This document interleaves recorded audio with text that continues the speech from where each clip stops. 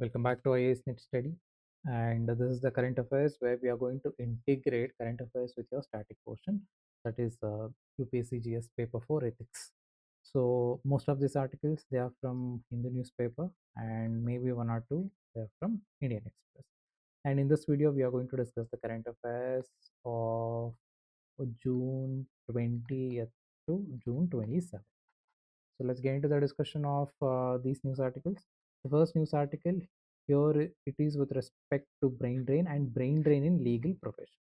If you look at the heading of this news article, here Supreme Court is asking to create a fund, a welfare fund for young lawyers. There is a brain drain. Supreme Court has observed that young lawyers, they are not choosing legal profession as their career path. They are moving to different career path. This is one thing. And there is another issue is also there, that they're moving to different country to pursue this legal profession. So anyhow, both these things, it is creating a brain drain, especially in a legal profession. So this is the news article. Now let us see the ethical consequences of this brain drain. One thing, consequences, and also what are the ethical solutions to handle these kind of brain.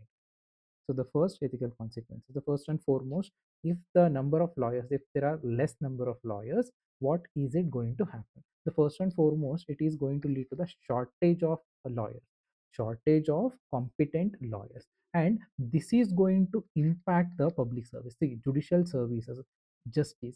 It is also delivering justice. It is also part of our state responsibility of a state.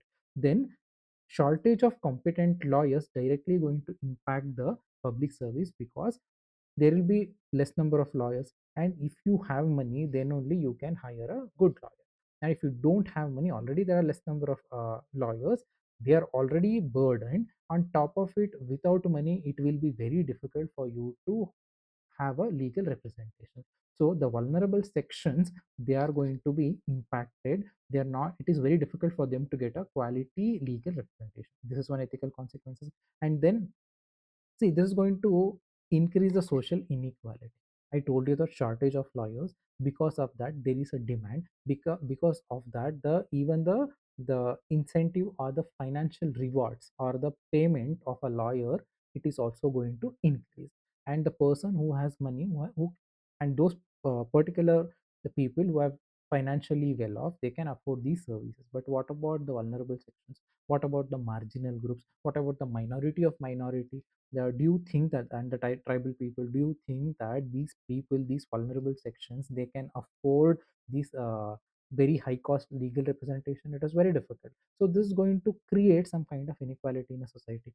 So it is going to widen the less number of, or a shortage of lawyers, it is going to widen the social inequality. When there is a underrepresentation, when the marginal sections, they remain underserved, then this is going to question the integrity, institutional efficiency, and people are going to question the credibility of judiciary, credibility of this institution. And when credibility has been questioned, then people are going to lose the confidence in Indian judiciary, people are going to lose the confidence in justice system. So everything is interlinked. Shortage of competent lawyers, this is going to increase the social inequality, this is going to question the credibility, and public, they are going to lose their confidence in this institution. Then I told you that, see, when there is a shortage and the demand is going to be bigger in our country, especially for a competent legal profession. And now what happens? Financial rewards, it is going to play very important role. And this is going to weaken other values, values of integrity, values of duty, values of fairness. These things are going to be compromised against financial reward. So priority will be given to the financial reward, financial incentives, rather than these ethical values. And these lawyers are considered as ethical gatekeepers. See, if you are working, your priority is financial rewards, your priority is these kind of money related incentives, then the legal system, it is going to lose the moral legitimacy. So ultimately, obviously, we want money, we want to earn the livelihood. This everybody agrees all these basic concepts, but at the same time, there is a social commitment, there is a moral legitimacy to your profession. And when you compromise for financial rewards, when you compromise these values of integrity, responsibility, commitment, empathy, and fairness, then the system, the legal system, judiciary system, it is going to lose the moral legitimacy.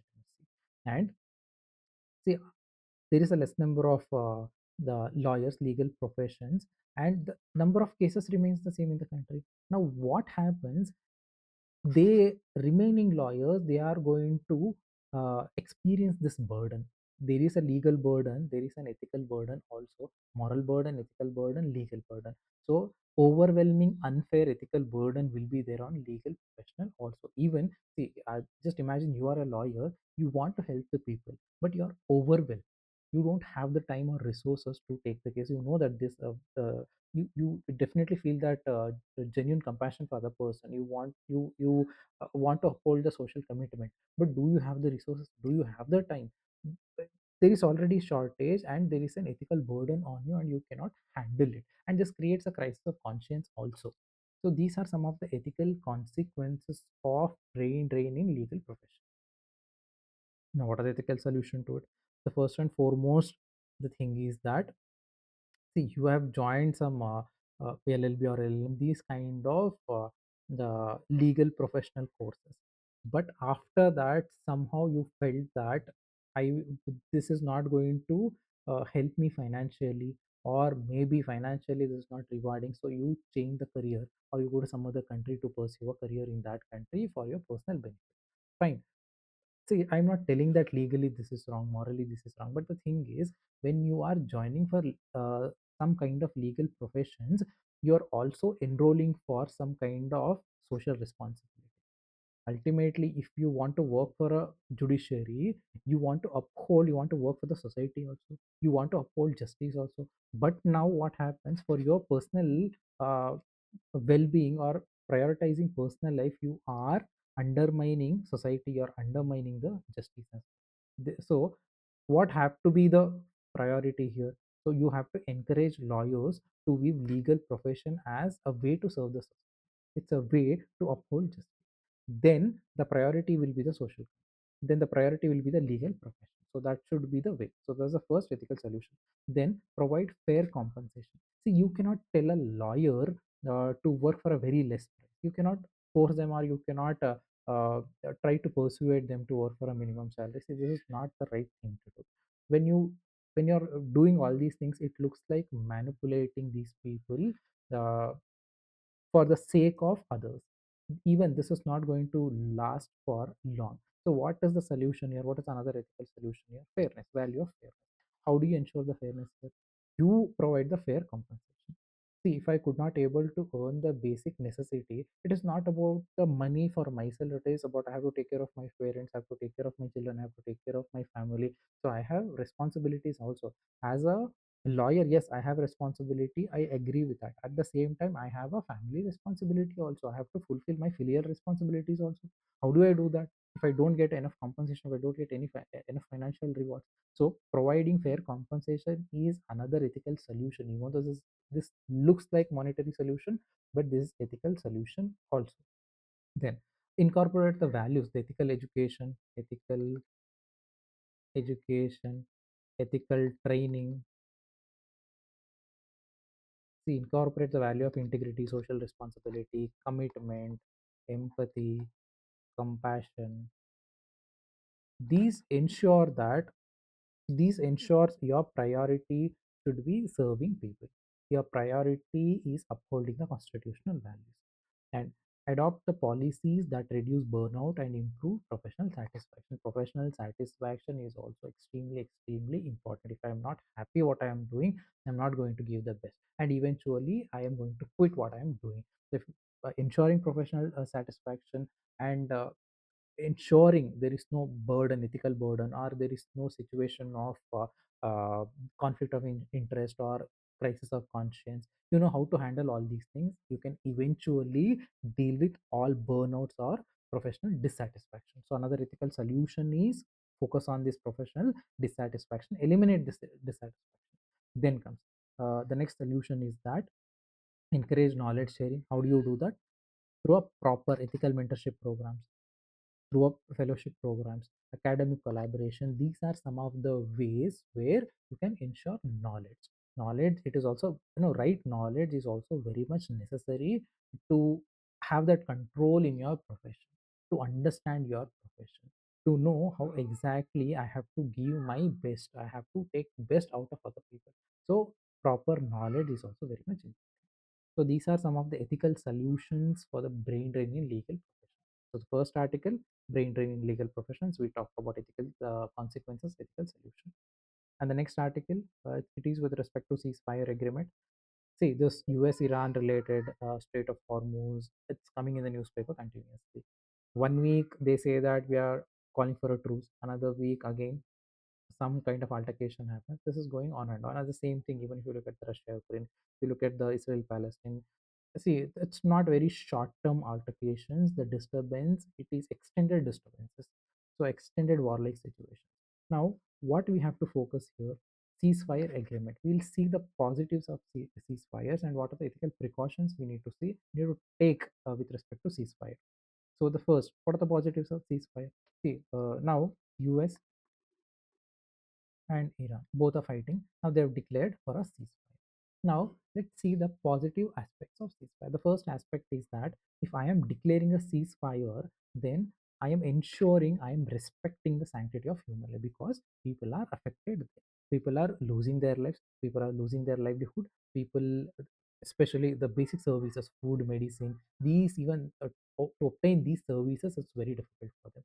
Now accepting ceasefire or calling for a ceasefire, I am respecting sanctity of a human life. So I respect the sanctity of human life, and also this is the humanitarian responsibility of a country. If I'm a leader of a country, I am ensuring ethical leadership. I know that the situation is very intense, so it is my humanitarian responsibility because food delivery, medicine delivery, or humanitarian aid, it is all very important for human existence. So it ensures humanitarian responsibility. And this gives an opportunity for peace and reconciliation. When there is no fight happening, it gives an opportunity. The leaders can come sit together, and it opens an opportunity for dialogue process. So it gives an opportunity for conflict resolution. Third, peace and conflict resolution. Opportunity for peace, opportunity for conflict resolution. Then comes, see, it's an opportunity to protect the humans, especially the most vulnerably are the wounded ones, unhealthy ones, the people who need who are expecting some medical services. For them, this is going to be a boon. So it is going to protect the wounded, it is going to protect the sick, and this protecting these vulnerable sections, it's a non-negotiable moral duty. By ensuring ceasefire, you are fulfilling your non-negotiable moral duty. You're upholding moral responsibility, you're fulfilling your non-negotiable moral duty. It's an opportunity for peace, it's an opportunity for reconciliation, and you're respecting the sanctity of human life. Now, these are the positive aspects of ceasefire. At the same time, some ethical precautions also need to be taken. What are the ethical precautions? See, if I am calling for a ceasefire, then I should genuinely focus on these aspects. I should, my focus should be genuinely to help people. But what happens in most of the cases, they declare ceasefire maybe for 10 days. And in that 10 days, what they do is they regroup themselves. They get more ammunitions, they get more arms, and they want to fight better. For that, they are preparing themselves. If that is the intention, then this is wrong. That should not be the case. Here, you have to adhere the ceasefire agreement. So, what are the ethical precautions here? The one thing is, if I am declaring for ceasefire, I am a prime minister of a country, and if I am declaring ceasefire agreement, there should not be any hidden agenda. So there should be a value of trust. So I am declaring ceasefire. I am not expecting anything in return. My intention is genuinely, and when you declare ceasefire, you have to comply with international humanitarian norms. There are certain standards, international norms, and you have to follow that. There are human rights obligations. Ensure that your ceasefire agreement incorporates all these things. Then, see, when you declare a ceasefire, obviously there is a trust factor. Trust issues is there. So how do you ensure there is no hidden agenda, by establishing neutrality, concept of neutrality. And how do you ensure that? Through the neutral observers, or incorporating some neutral agencies or international agencies to verify compliance. So this is going to ensure the credibility of a ceasefire, intention of the ceasefire. Then I told you that your ceasefire, it should be based on ethical conduct. It means that genuinely you want to help people, then genuinely you want to fulfill your humanitarian responsibilities. But if you use it for rearming, regrouping, gaining strategic advantage, this is not considered as ethical, this is not considered as legal also. So ceasefire period, there should be ethical conduct in that. During that period also you have to follow, not only declaring ceasefire, even in that period maybe you're declaring for 10 days, for that 10 days also you should ensure the ethical conduct in your behavior. Then comes value of inclusiveness. See, affected communities, civil societies, vulnerable groups, there should be a representation from there also. When these people are also involved, then this is one way to ensure seriousness or a credibility in this process of ceasefire, in this agreement of ceasefire. So these are some of the ethical precautions which are necessary for the ceasefire. Let's move to the next article. The next article, it is with respect to stray dog crisis. Stray dog crisis. See, there are set a group of people.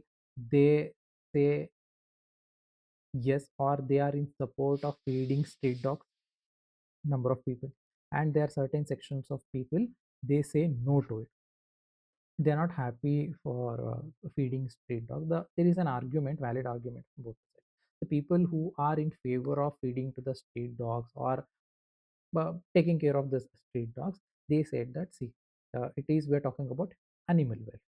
So animals, are also part of this ecosystem, and me being this the part of this ecosystem, this is my responsibility to take care of other living creatures also, and I am taking care of it.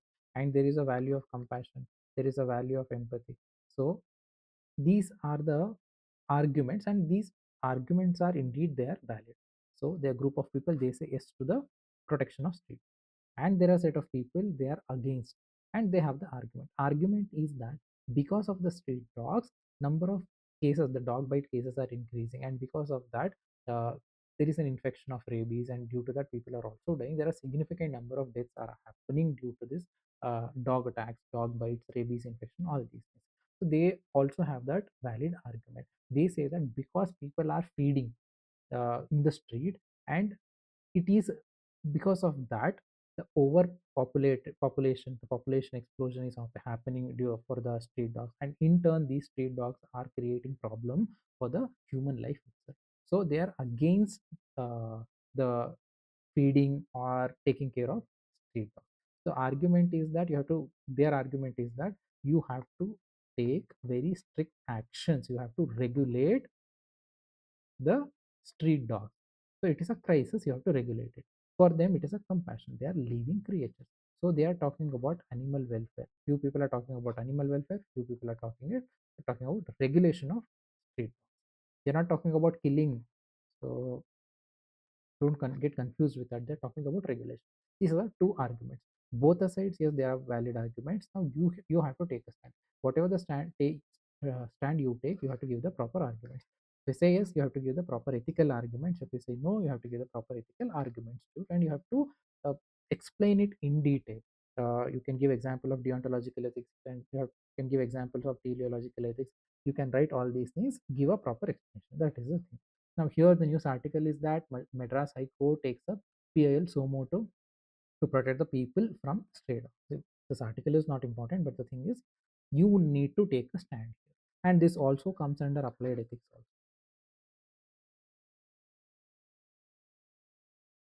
right? Now, what are the ethical issues here? One side, people talk about animal welfare. Another side, there is a public safety. See, people are dying due to the rabies. This is the real concern. So, public safety is one side, animal welfare is one side. How do you prioritize? So, there is an ethical dilemma. And the next thing is, animals require protection. Agree with that. At the same time, humans also deserve protection from harm and suffering. Because if the animals are creating trouble for humans, then what do you prioritize? Protecting animal or protecting human? This is another ethical issue. Then comes here. What happens is, Here people are fighting. There are 100 people supporting taking care of the street dogs. There are 100 people, they are again, they want regulating street dogs. Now, see, it is not responsibility of people, this is the responsibility of a state. Now what is happening, people are fighting, two groups of people, they are fighting.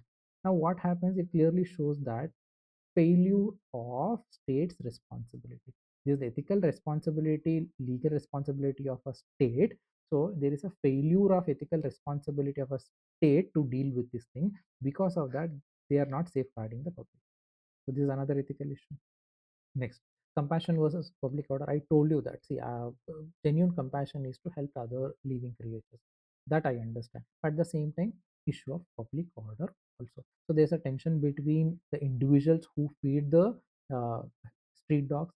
At the same time, the immediate neighbor is not happy with these dogs are creating trouble to this person. So one person, there are two neighbors, A and B. For A, it is compassion. For B, he thinks that there's a nuisance because these dogs are creating trouble for them. How do you handle these things? See, these are some of the ethical issues. Real ethical issues are there, and you have to find a solution to it. And moving further, a court also talked about question this blind compassion. See, compassion is fine, it's an ethical value. Yes, we agree to it. But if this compassion is leading to human casualties, if it's leading to the human death, then it clearly shows that you don't have practicality. It, due to the blind compassion, this is leading to human casualty. This is leading to human death. And this clearly shows that there is a lack of practical wisdom. So there's another ethical issue here. Compassion is one value, wisdom is also wisdom, knowledge. This is also a value actually. This is also a moral value. Now, which one do you prioritize here? Now, balancing is important. Then comes, I told you that it's a professional responsibility, ethical responsibility of a state. It is not a responsibility. See, as a part of the citizen, yes, I have the moral duty to take care of animals, but it is not the responsibility of individuals to regulate or to handle these crises, these issues here. So it clearly shows that failure of professional responsibility, and in most of the cases, the governments or the even the local bodies, they are not bothered about it. They don't think that this is a bigger issue. So it clearly shows that there is an administrative apathy. So another ethical issue is failure of professional responsibility and the administrative apathy. So these are some of the ethical issues. Now, what are the ethical solutions here? How do you handle it? Legal solutions we're not talking about. Ethical, let's talk about ethical solutions. One of the ways is seeing this issue from a long-term perspective. How do you handle in a down the line 10, 20 years? How do you handle this? The population control, and this population control should be humane population control, and you have to come up with an animal birth control program. See, you cannot kill all the dogs, and and if you think that you can get rid of the solution, even that is one thing illegally wrong, ethically wrong, and it is also not going to give you the solution. So what is the solution here? Humane population control. So animal birth control programs are necessary. Then comes, how can you handle it? By developing adequate shelters and rehabilitation centers for these stray dogs, so that they don't harm, even their welfare is also protected. At the same time, they don't harm the local people there. Then comes, say, now another issue for the rise of these the dog street dog problem is that abandonment. Even if there is some kind of, I have seen that, even you might have seen that personally also, that if there is some kind of skin infections, the family start abandoning animals, even cats and dogs. They usually take them and leave some places. See, these kind of abandonment, it is happening. So this prevention of abandonment, that should be the priority, and also responsible pet ownership. This is also your responsibility. Then comes what happens. Most of these, especially the dog lovers, not everybody, but most of them go for a very exotic dog breeds. So it's very rare. It's very, very rare that they adopt Indian breeds and they keep Indian breeds at home. It's very rare.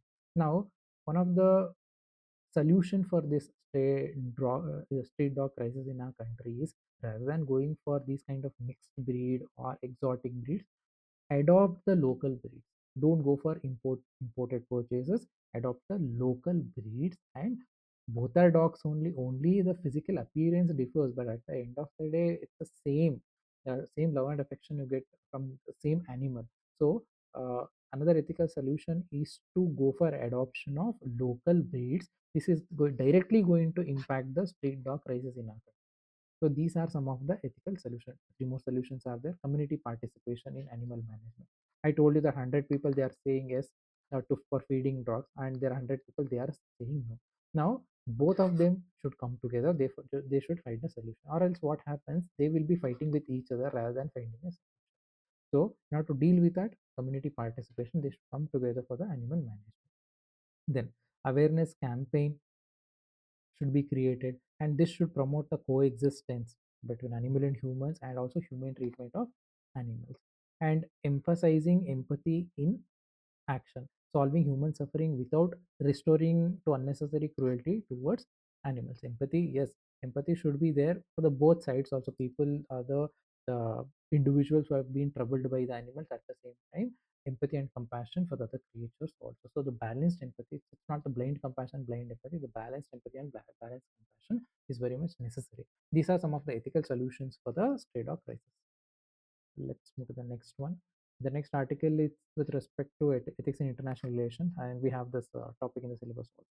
The news article: China says it is ready to work with India to enhance mutual trust. This is the news article. See, these kind of mutual agreements or mutual statements we usually see very often whenever Indian Prime Minister go to the other country, or other foreign heads, country heads, if they visit India, we see these kind of articles. But it's very important because it's a China here, because there is a trust deficit between India and China. And coming, the statement coming from Chinese, the Chinese government, it's a very interesting one here. So let's see ethical issues involved in this news article, or ethical issues involved in India China relationship.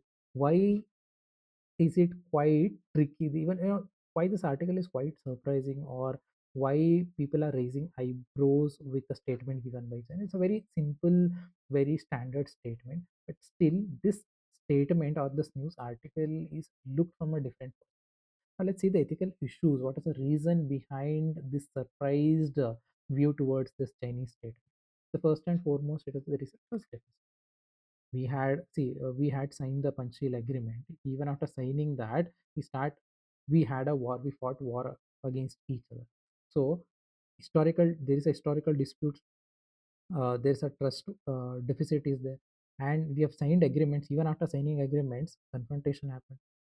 Border tensions are still there, and some kind of economic competition is also going there.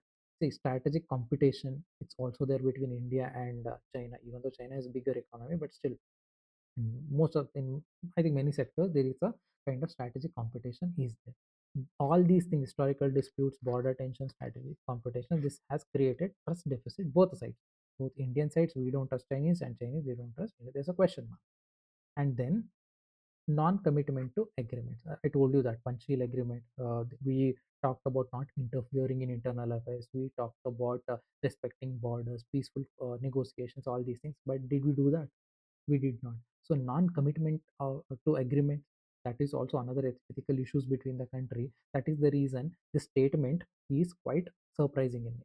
Then comes lack of transparency. Lack of transparency is that, see, we have agreed for information sharing also, regarding whether border related issue and river water information. There is a cross border rivers, it's there. So even after exchanging these ideas, transparency is still not there. So limited information, it creates some kind of suspicion. This is due to the lack of transparency and the disrespect. See, the core in India has certain core interest, China has certain core interest, and neither China respects India's core interest nor India respects Chinese core interest. So the disrespect, the mutual, not the trust, mutual disrespect is there. So these are some of the ethical issues are already there. trust deficit, non-commitment, lack of transparency, disrespect, and against the strategic competition. This is economic in nature, geopolitical in nature, but this is overshadowing the cooperation. This is compromising the value of cooperation. This is another ethical issue. And then asymmetric economic practices. India import, we are importing very larger number from China. At the same time, Chinese import from India is very much restricted to very uh, uh, less, or very even if you get the value in dollars, it's very less compared to the imports what India does from China. So asymmetricity is also there, asymmetric economic practices, and there is a kind of dependency. India, it is actually dependent on China on certain products. So the asymmetric dependency and the non-cooperation are also other ethical issues involved between India and China. Now, what are the ethical solutions, or what are the way forward? How do you deal with these kind of situations? Now, China has given this press statement, and the Chinese government have given this press statement. It is welcoming in nature. India is going to respect this, but if it has to be respected in real, then what are the ethical solutions both the countries need to follow? See, now the issue is, the first and foremost, there is a trust deficit, and that has to be eliminated. How do you eliminate that? There should be consistency in your behavior. There should be predictability in your behavior. When there is a consistency and predictability, this will lead to the acceptance and the trust. This will develop the trust. This is one thing. And then comes, see, deontological ethics dictate promise and treaties, whatever the treaties we sign. Before also we signed Panchsheel agreement, but still altercations happened. The fight with the war between India and China. Now, if you do these kind of promises and treaties, it is your from a deontological perspective, you have to fulfill, you have to uphold your promises. But you are not keeping up your promises, and there is no sense of duty to respect the treaties. This is the second ethical solution. Then comes, state moral integrity is judged by commitment to its word. Now, both the countries, both China and India, in certain cases, they did not fulfill this commitments. They were involving in internal affairs of other countries. They were involving in manipulating core interest of other countries. So here, moral integrity has been questioned. There is no commitment from both the sides. Even the actions word, the non-commitment is there. See, India blames China for interfering through proxies. India blames China for dealing with Pakistan and trying to sabotage India's interest. India collaborated. There are news articles they were mentioning about China integrate involved with Nepal also. Now it is also developing its tentacles to Bhutan also, and Bangladesh presence is there, Sri Lanka presence is there, Myanmar presence is there, and some kind of the pressure it is trying to build up on India. Even if there's a presence in Maldives. So moral integrity, the intention is to create trouble rather than the peaceful elimination of mistrust. So this is what happening. So state moral integrity, it's not visible, and simultaneously the maintaining regional peace is a moral responsibility. So we must make sure that if there is an issue between two countries, let the two countries sit together and solve this. If the third country try to manipulate it, this is not considered as ethical, this is not considered as a legal, but this is what happening from it. See, India says that it is involved in Indian subcontinent, and China says that India is involved in Taiwan. India is the supporting South Korea, and even India's Japan relationship, it is focused on China. These kind of statements come from China also. So the moral responsibility of not meddling with each other, this is also very much not visible. That also should be ensured. Maintaining regional peace is also moral responsibility. When you maintain the regional peace as a South Asian country, Southeast, or a the South Asian country, we can remain in peace. We can go for a peaceful coexistence, and both the countries should acknowledge and respect each other legitimate concerns. What are the concerns are there, you have to accept it, you have to respect it. Not mocking at the international platforms, or these kind of things are not accepted. And resolve disputes through negotiations and diplomacy rather than coercion. Coercion is through the force. Through the force, you cannot see, those days are done. Through the force, you cannot find a solution. So negotiation, diplomacy, you have to sit together through the dialogue process. If you have any issues, try to solve these things. So these are some of the ethical solutions or the way forward with respect to the mistrust or the trust deficit between India and China. The next news article, it talks about broken accountability. Here what is happening is that the continuously we are seeing the so many deaths due to the some kind of accident in the construction sites, fire accident, these kind of things we are regularly seeing in the newspaper. And this opinion page, it talks about these kind of deaths or these kind of incidents or accidents, it's happening because of corruption. This corruption is leading to weak accountability, so broken accountability, corruption, and this corruption leading to the weak accountability. And see, the issue of corruption and weak accountability in construction activities leading to accident, building collapses, loss of life is a classic. So many case studies have come on this, and they usually they give they tell you to give your ethical solution, or they give four options, and they in the question you want to evaluate all these four options, and what are the pros, what are the cons, you have to evaluate, and finally you have to give conclusion. So these kind of case studies are very much, you can see, if you take the 13-14 years question paper, a lot of case studies you are going to get on these lines. Now, what's the ethical reasons for it, for this corruption, for this weak accountability? First thing is, these kind of accidents usually happening because you're compromising with the construction quality. Why are you compromising with this construction quality? Because you want to make profit. So you want to aiming for personal gain, and because your concentration is on profit, you're compromising human life, you're compromising, right?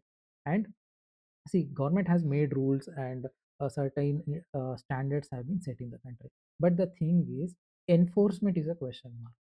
Everybody knows that, nobody is questioned. See, even if I government has told that it's a uh, what dimension, maybe 60/40 dimension, and they tell that you have to leave maybe 5 feet this side, on the northern side you have to leave 5 feet, some kind of relaxation or some kind of arrangements have given, and most of them they don't follow these kind of standard rules, because they know that enforcement is very weak. Even if somebody comes for enforcement, I can give some money, I can adjust that person, so that the agencies are not going to question it.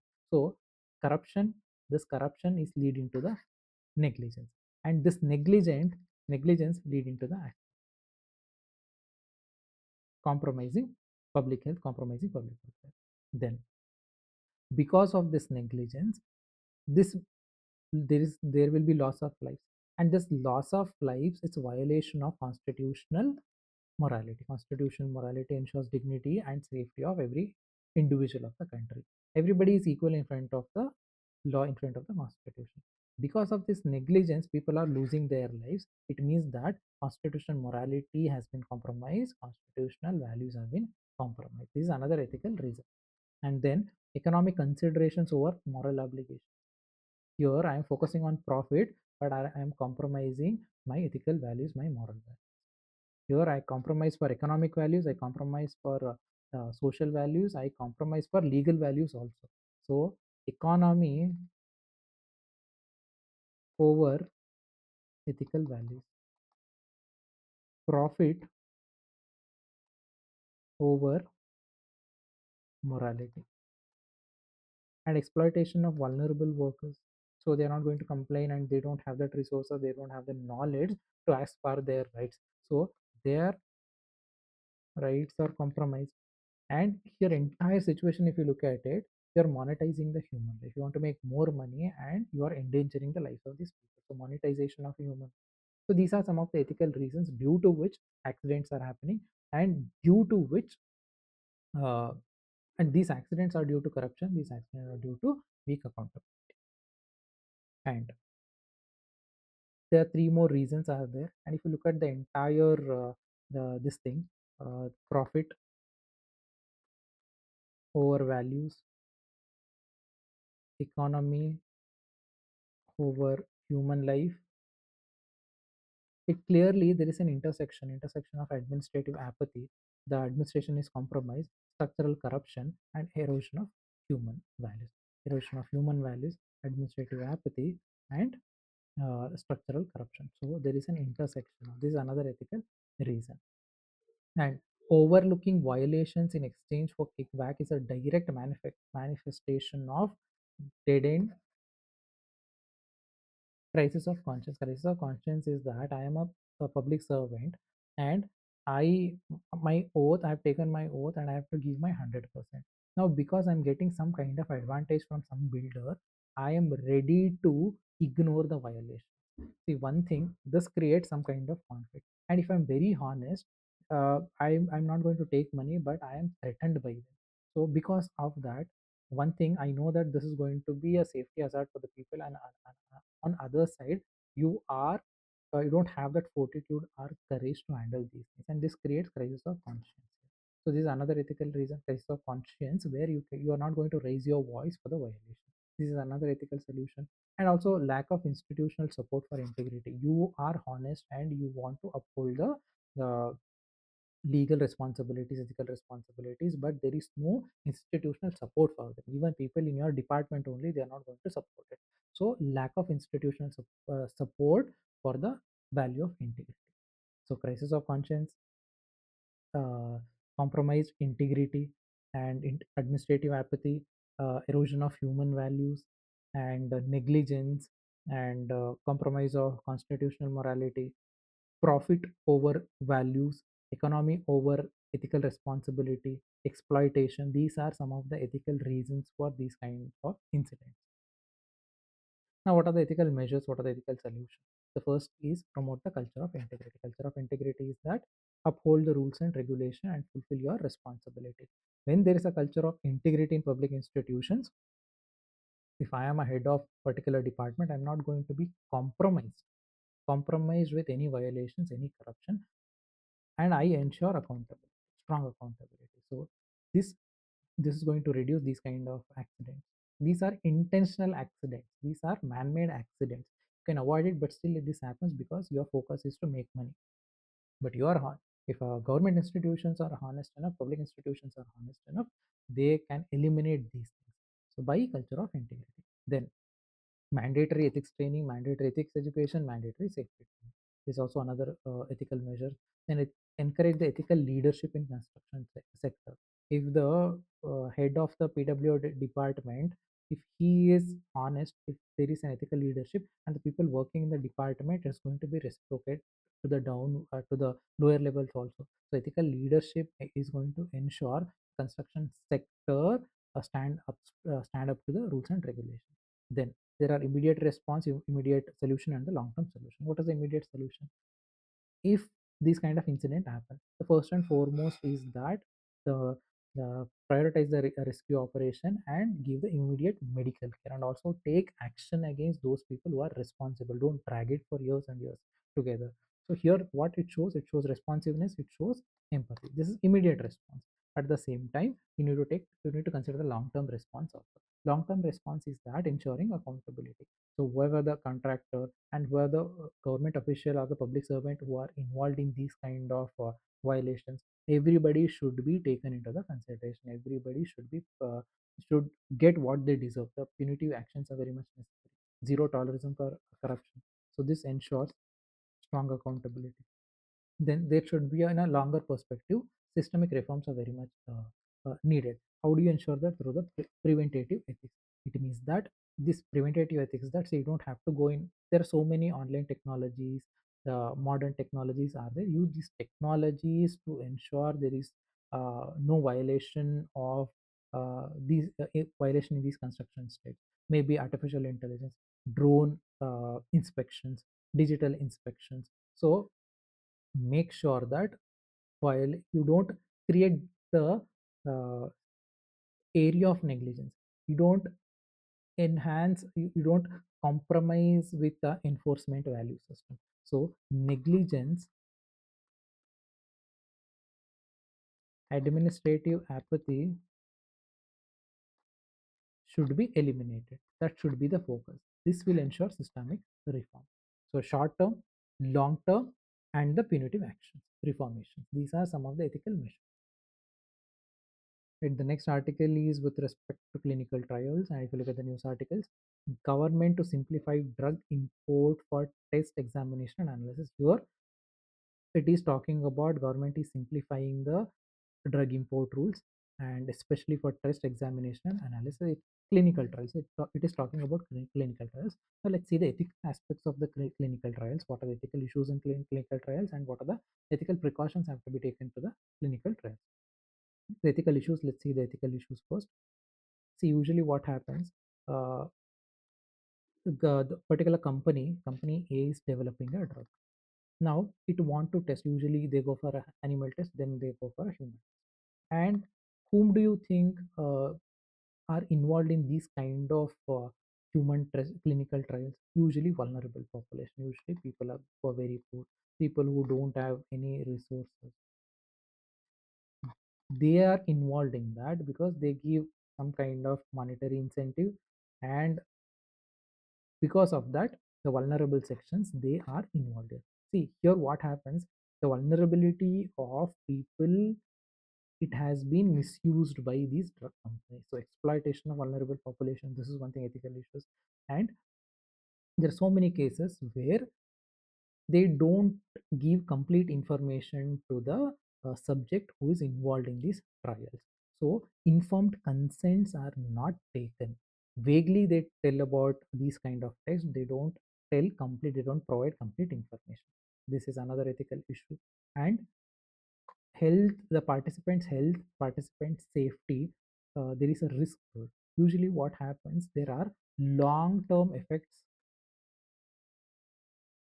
will be there in these kind of drug trials.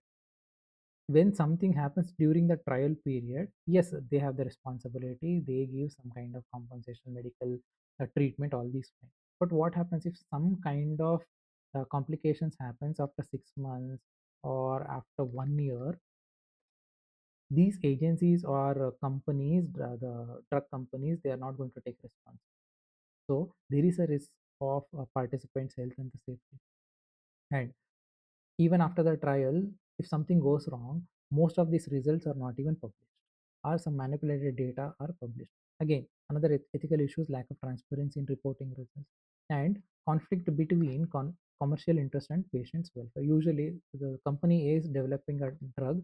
Ultimately, what is the objective of this drug? See, if drug is effective, they are going to, the sales is going to rise, and they are going to get more money. So profit of the company, it is going to increase. The product, or the company's product, it is going to be widely marketed, or there will be monetary benefits out. So here there are commercial interest. Company is commercial interest takes the higher precedence over patient welfare.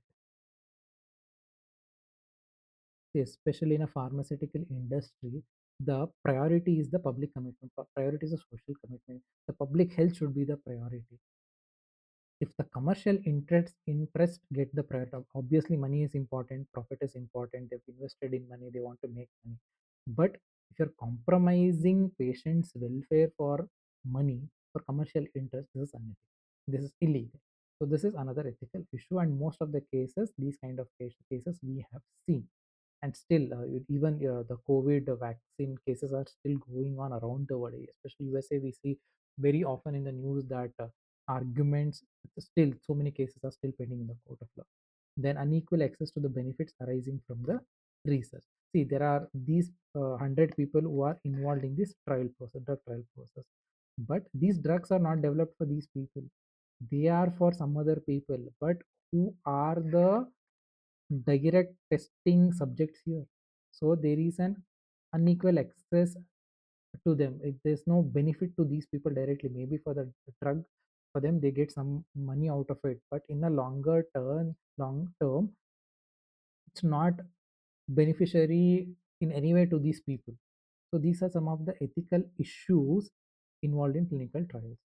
Now let's see the ethical precautions. What are the ethical precautions we need to take? There are yeah, 3 pages of ethical precaution. The first is there should be a voluntary. If I am involved in the clinical trials, it should be voluntary, and I should get complete information, and they should take my informed consent. How, see, if I want to give my consent, there should not be any manipulation, there should not be any coercion, they should give complete information to me, the value of transparency, and it should be voluntary, and they should be not under any coercion, under any influence. This is one thing. And see, if you're designing a clinical trial, should design in a way that minimizes harm. There should not be any maleficence. So the value of beneficence should be there, and independent oversight. See, the statutory agencies, international agencies, neutral agencies should be there to ensure there is no misuse, there is no manipulation, and ensure that accountability factor is there. If there is no uh, authority which oversees the entire process, then these companies, drug trials, will go to any extent to manipulate these people.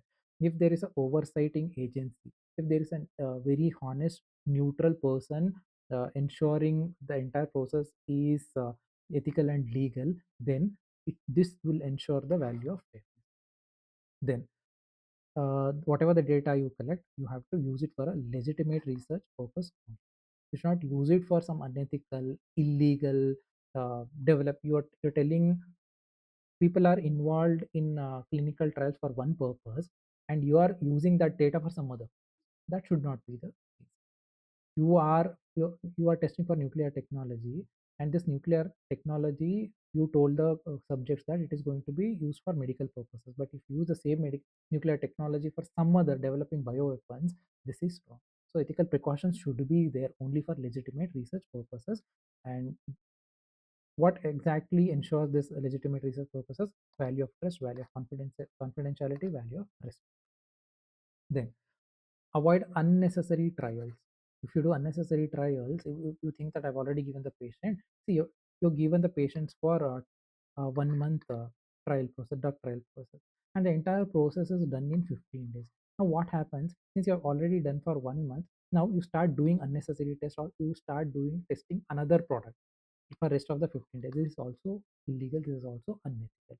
So ensure professional competence to use or to do the appropriate trials only, not unnecessary trials or some hidden agenda.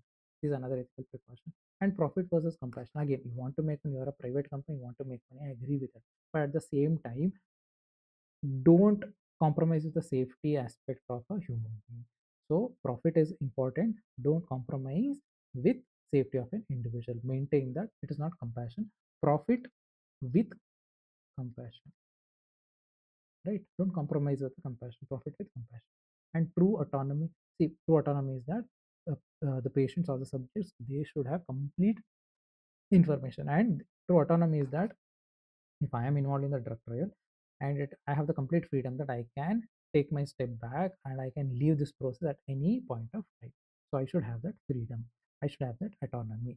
So they can withdraw at any point of time. If I feel uncomfortable, if I feel that something is wrong, if I feel that my body is not supporting, I can withdraw at any time. Then ethics dumping.